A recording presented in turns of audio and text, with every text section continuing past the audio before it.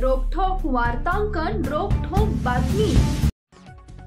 सोलापूर येथील संभाव्य आयटी पार्कसाठी काय धोरण असावं याबाबत अभ्यास करण्यासाठी प्रशासकीय पथक या आठवड्यात मैसूर, भुवनेश्वर, इंदूरला जाणार आहे। त्यानंतर आयटी पार्कसाठी सर्वोत्तम धोरण ठरवण्याबाबतचा प्रस्ताव तयार करण्यात येणार असल्याची माहिती जिल्हाधिकारी कुमार आशीर्वाद यांनी दिली आहे।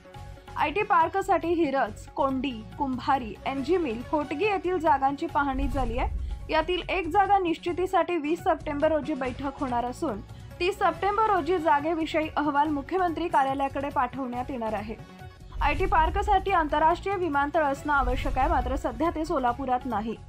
निदान दिल्ली, मुंबई, बंगळुरू या शहराशी निगडीत सुरळीत विमान सेवेची सोलापुरातून कनेक्टिव्हिटी हवी। आयटी पार्कसाठी किमान 50 एकर जागा, शिक्षण आणि मेडिकल सुविधाही आवश्यक असून बहुतांश आयटी कंपन्या या परदेशी आहेत। या परदेशी कंपन्यांना कमीत कमी वेळेत अधिक सुविधा हव्या असतात।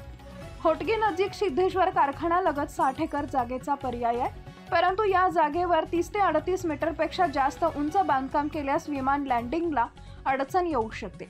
एनजी मिलची जागा 30 एकर असून महाराष्ट्र औद्योगिक विकास महामंडळाच्या नियमानुसार या ठिकाणी केवळ 60% जागेवर बांधकाम करण्यात येते।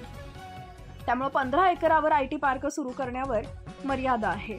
महाराष्ट्रातील महत्त्वाच्या आणि ताज्या बातम्या पाहण्यासाठी आमच्या जय हो न्यूज चॅनलला सबस्क्राइब करा आणि बेल आयकॉन प्रेस करा।